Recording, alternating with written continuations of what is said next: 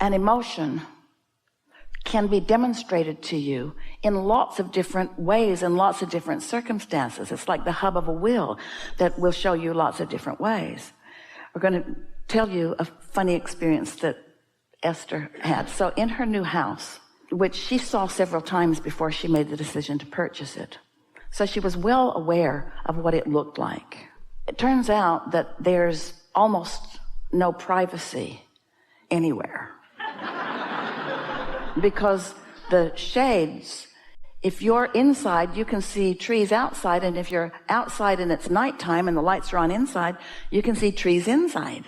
You can see in. Well, Esther wouldn't let herself see any flaws with this house. Her perception of it was that it was the perfect house for her, and it is. It's just the windows are all see-through. Can you imagine? And there's a lot of them. So she was very uncomfortable, and she kept telling herself, because it's up on a bluff and there are no neighbors nearby, she kept telling herself, no one can see in unless they're on the property, and no one should be on the property, so I'm good. But she didn't feel good. She felt insecure. So she manipulated a few things. She's got a long-range plan in place, but she manipulated a few things and made herself feel better. But in that vibrational mix, when she went to calibrate it, which she didn't do for a while, it had to get a little absurd before she really started calibrating it. In that vibrational mix was insecurity and a little bit of injustice. A little bit of that previous owner should have done better. Even though she saw the house, chose it, and bought it. Now it's his fault. What was he thinking? Well, he was thinking he doesn't care. So in her vibrational mix were some things that she didn't even really know were there. But as she's beginning now to find fault with him about this that could have been better, now the house starts misbehaving in other ways. One day the elevator didn't work. Really? That's pretty big.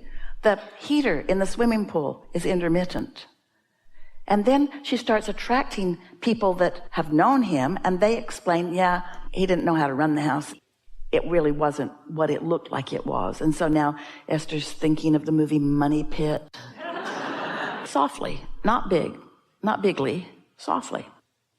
So then her feeling of insecurity or her feeling of vulnerability, she didn't sit really to calibrate. She just sort of let the condition calibrate her. Almost anybody would.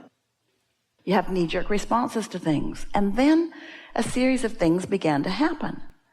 She was in her hotel room last weekend, and someone rang the phone in her room, and she was in another part of the room, didn't get there in time. The phone stopped ringing, and while she was changing her clothes, someone walked in, even though there was a do not disturb sign on the door.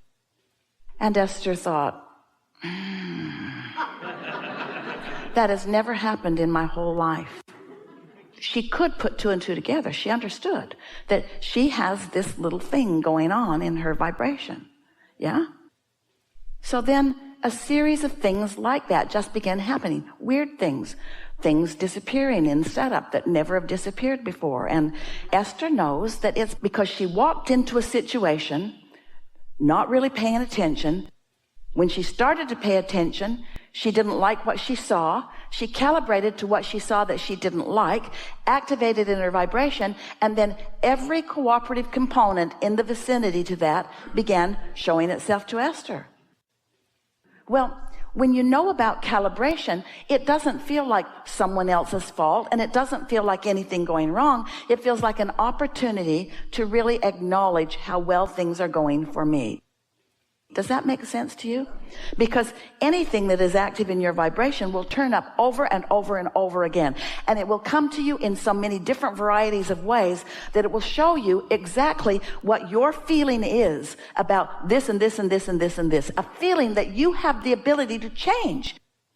You have the ability to show yourself that you are secure on every subject in the world, but you have to take the time to do it. Because if you're still carrying around something that you learned from your mother or from your father, They said it and you were little and they were big and you thought they were right. And if you didn't think they were right, they made sure that you did think that they were right. And so they sort of badgered you into calibrating to what they believed. And what they believed was only for them to believe. It didn't have anything to do with you, you see.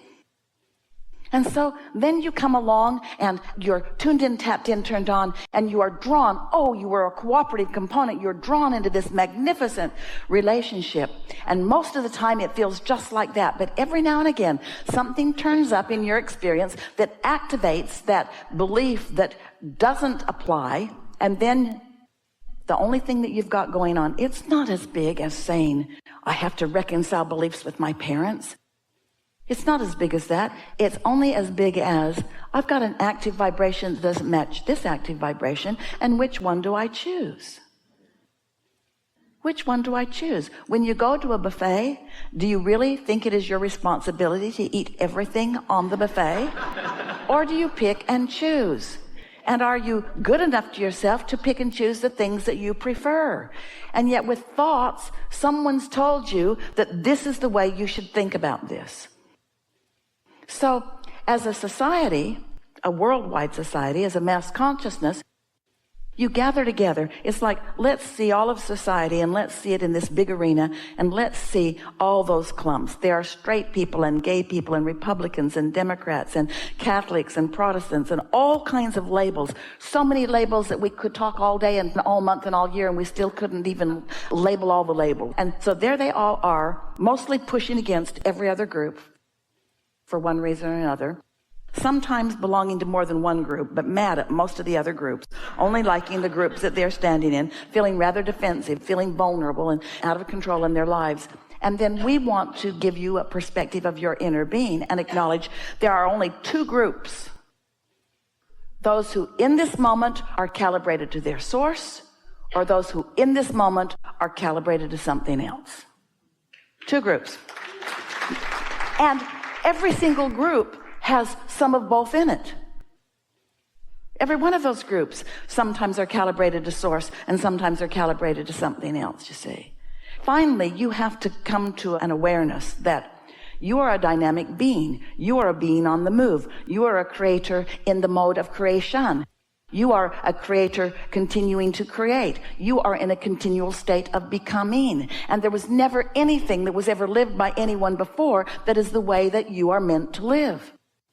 You came into this environment so that you could have your personal experiences, so that you could calibrate to the offness of that, so that you could calibrate to the onness of that. That's what the evolution of all species is about. That's what evolution is about. That's what expansion is about. That's what eternity is about. You've created this vibrational reality where your inner being is, bees, and radiates. And all day, every day, you have the choice of leaning, calibrating toward that which you've expanded to, or trying to do the impossible and hold yourself back to something that somebody else believed. If your beliefs are not falling by the wayside all day, every day, you are not expanding. And look at those unwilling to release old beliefs. Look at their misery and their determination and their meanness and their fear. They are so afraid to let go of what they've got, even though it's not working. And you know how we know it's not working, and you know how you could know it's not working. They're miserable. How good does it feel to say to someone, you're doing something that's wrong, and it's so wrong that you are damned for all eternity? That can't be good. How bad does that feel, to feel that way about yourself or about anyone? It's so bogus. It's so off. It's so not what you know, you see. So here's the thing. Never think about those thoughts again, and you're home free.